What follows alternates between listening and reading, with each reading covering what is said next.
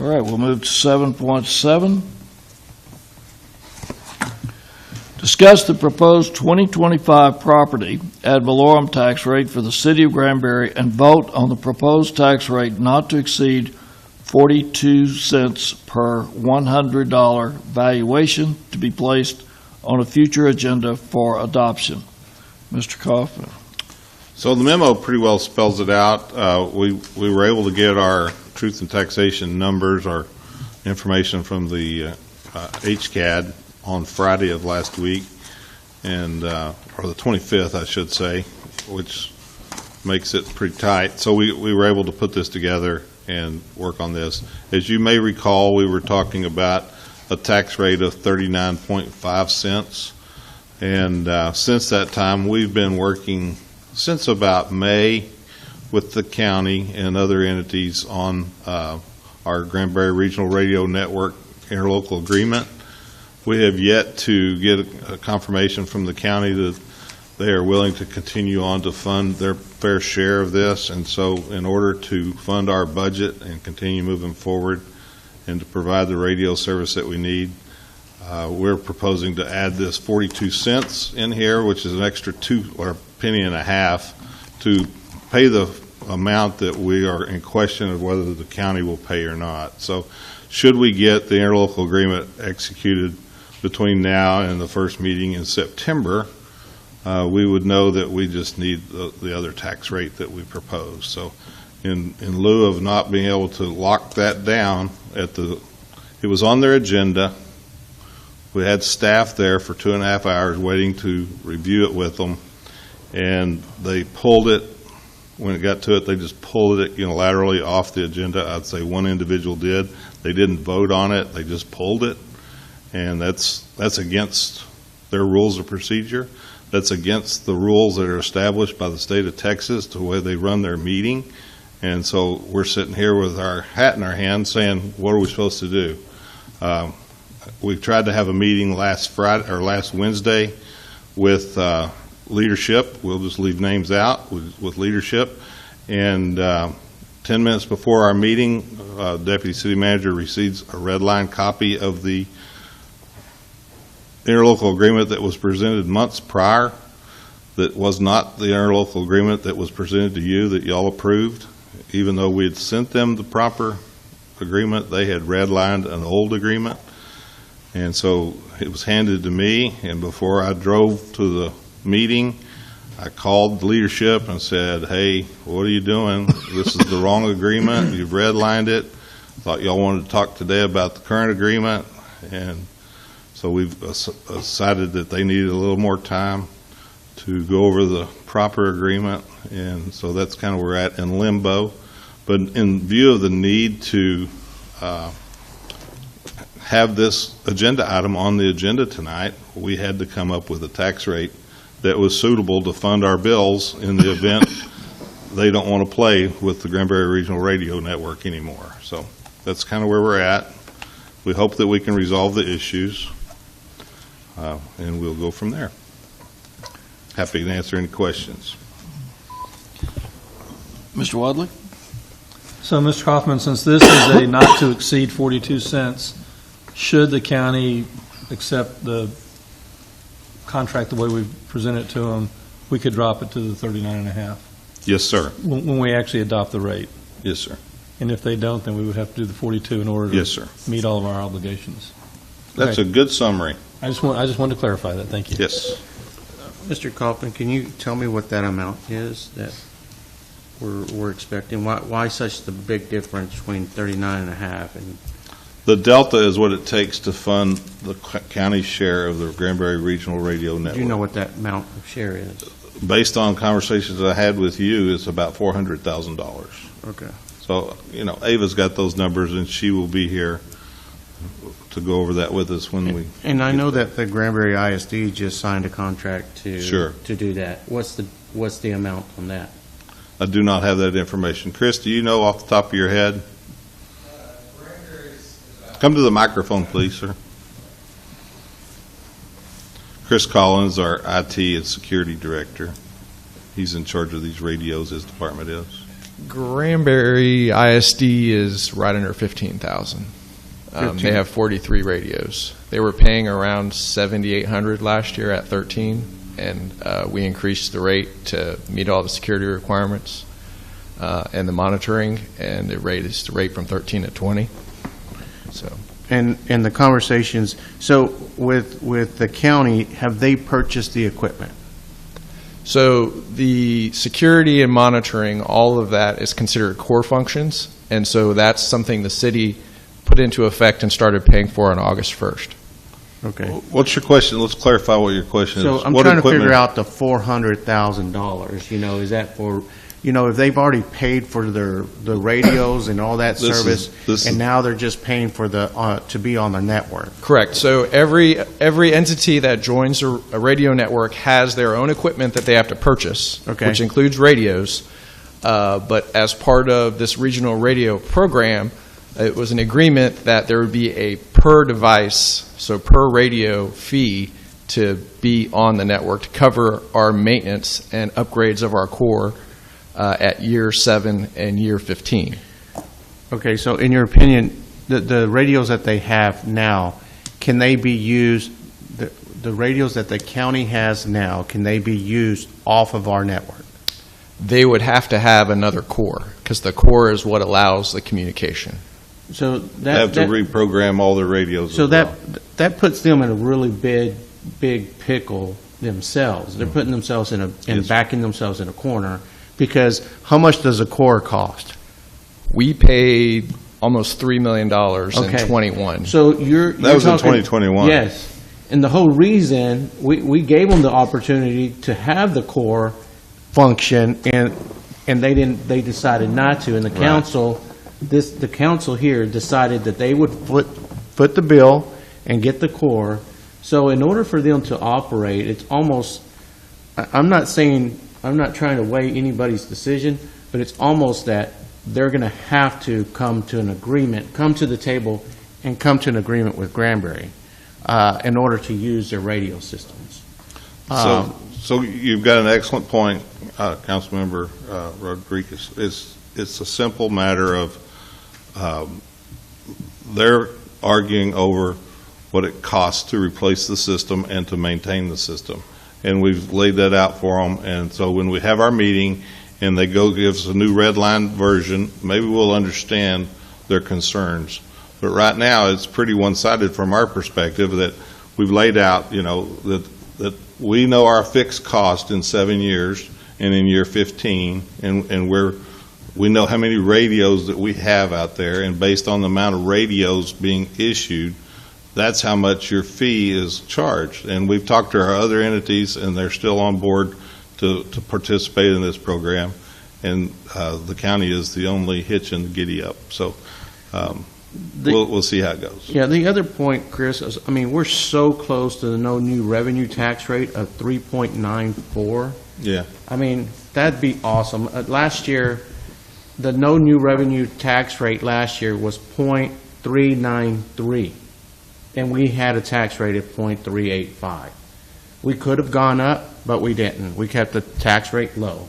And here we're at 393 for the no new revenue tax rate, and we're just asking, the city is anticipating to be at 395. Is that what you're saying? 395.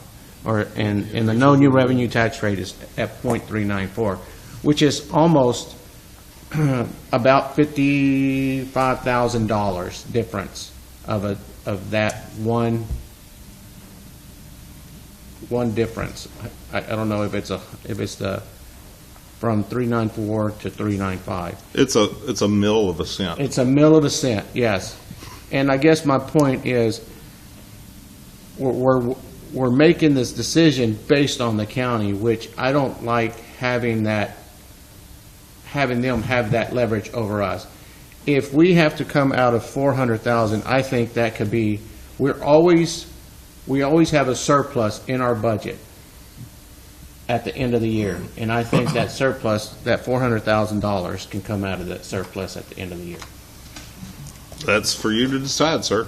My job is to put it out for you. Can I make a comment? Yeah. Okay, all we're voting tonight is a not to exceed 42 cents. Right. And so let's see how this plays out in the next few weeks before we actually adopt the budget, because I agree with everything you just said. If we can have the lower budget, we want that. Right. But tonight's vote is just to cover our bases, so if they don't do, and we don't have a choice, and we can look at that, how much surplus there might be. But you also can't bank on surpluses when you don't know. Well, that's true, Bruce, but every year we've always had a surplus. We've always had some. That, especially more than $400,000 that we can calculate into. Well, I think you made a good point earlier that I want to really frame for the audience tonight is the city of Granbury took the lead because the county did not take the lead to provide for the P25 compliant radio system that has been mandated for all government entities to have adopted by 2015. So that didn't happen in our county, and we took the lead, and we offered to do this, and they said, go for it. Informally as it was, and they agreed to pay their fair share when they tied on. Now then, we spent that money up front.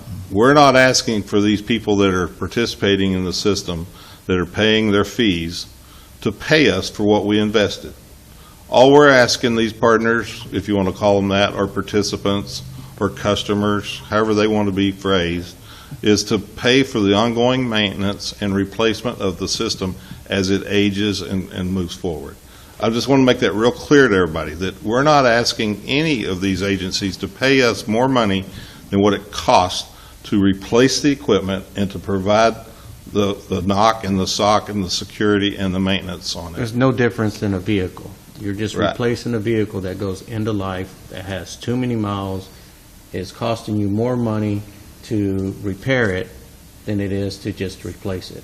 Into life, and it's CJIS equipment, and we got to have compliance to meet the standards for the criminal justice system. So, Go ahead, Mr. Can you tell us, in addition to the city, the county, and the school, who else is involved in this? What other entities have tied into our system? So current paid entities are Hood County, Tarleton University, the GISD, Stephenville PD, and obviously Granbury PD.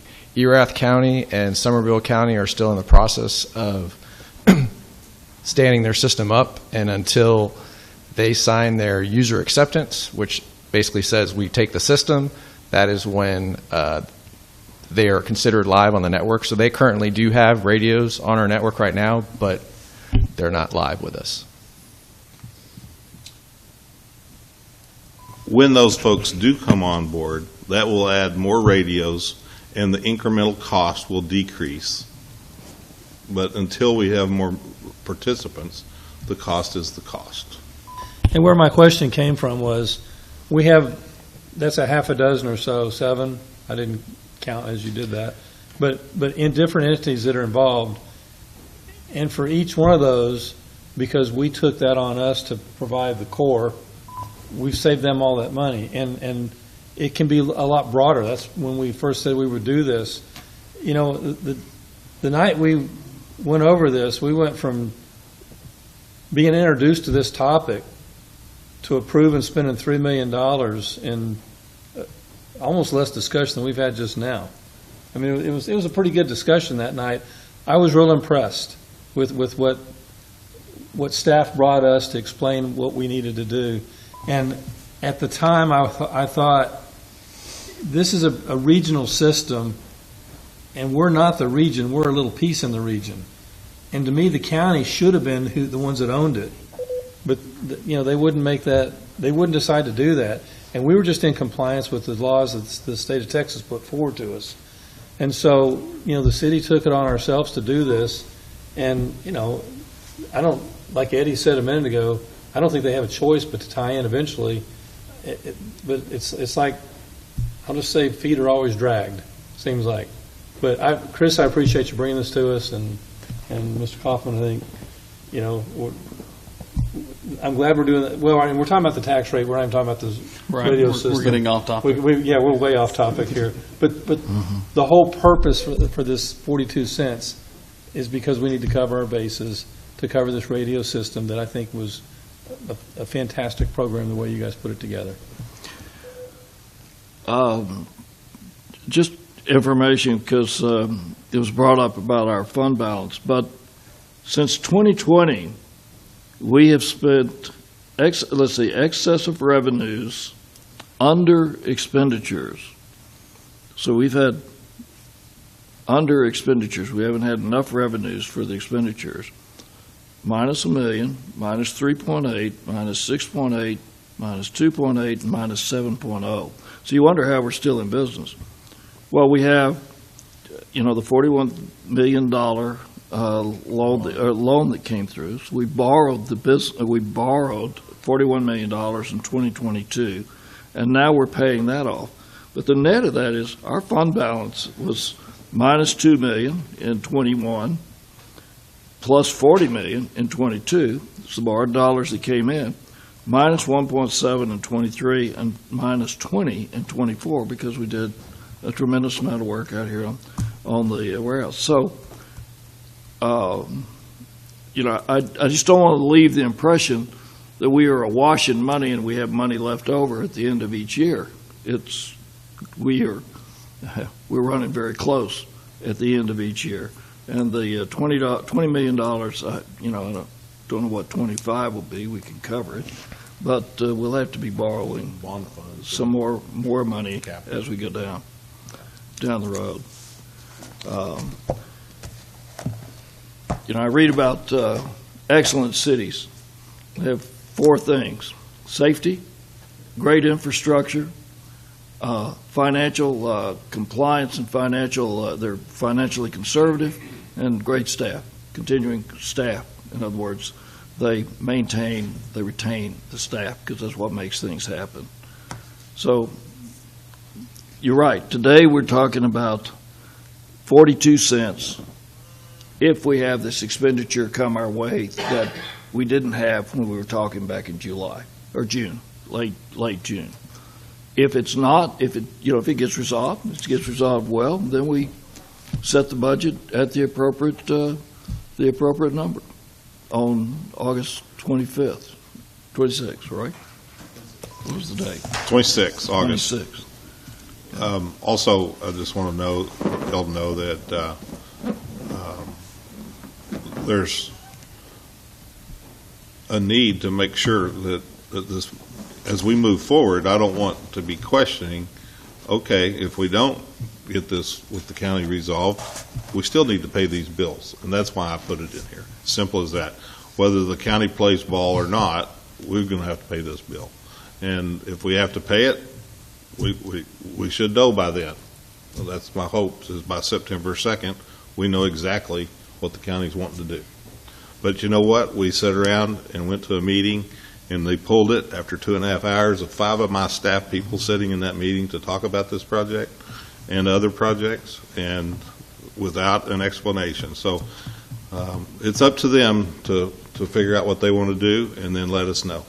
And we're going to be happy to meet with them once they review what we've sent them. So hopefully we'll get it resolved. But I can't make someone else do what we need to have done. This is the only recourse we have. They agreed to 3 years ago. Yeah. So, Mayor, just Mr. one more Rodriguez. question. Chris, how did the staff come up with 42 cents? Ava and I talked about it. Okay. She said, this is how much money we need. And I said, well, what would that make the tax rate? And she said 42 cents. So if y'all needed $400,000. It was right at that. I can't remember. Do you know the number the county needs to pay every year? It's So on that there- spreadsheet. There's 2 pieces to the equation. There's the piece that the county would be paying us, which was under $300,000. But in order for us to continue servicing our current customers in Tarleton, Stephenville, and Erath County, they are jumping off of the tower that the county owns. And so we would have to run a fiber connection, which I spoke with Spectrum United Co-op. I got an actual quote from, which was how this computation was done with Spectrum, and that's to have a fiber directly from Stephenville PD going to our east tower, to allow them to have the network connectivity for their towers. That's if the county steps aside. That's what we would have to do. Okay. To maintain connectivity with our current customers. Gotcha. And we don't know the cost on that. No, that He cost did was get the provided. cost. That was within the $400,000. Oh, that's- we're talking about. Yes, sir. That was, what I asked David and Chris to come up with is how much does it cost if the county says King's X, we're out? And we needed to get fiber pricing, he got that, and then the delta of what they wouldn't be paying. So 2 cents would give you $500,000 in this budget. Am I correct? 2 cents would give us about 450,000. 450,000. So Yeah. if we go from the no new revenue tax rate that is proposed by the appraisal district, that would bring it up 41.414, which is right there by 42. So you're close. Right. You really don't have to make the decision tonight, so. We're just doing it not to exceed. We're just trying to put an ad in the newspaper to warn people, notify people, shout out to people, whatever term you want to use. Yes. That, hey, we may have to adopt a tax rate at 42 cents. You know, the only concern I got is You'll get calls, is I promise. is the perception that we're going to increase the tax rate, even though it says not to exceed the 42 cents. It's the perception out in the city that people are going to automatically assume that we're going to raise it to 42 cents, which we want to be clear.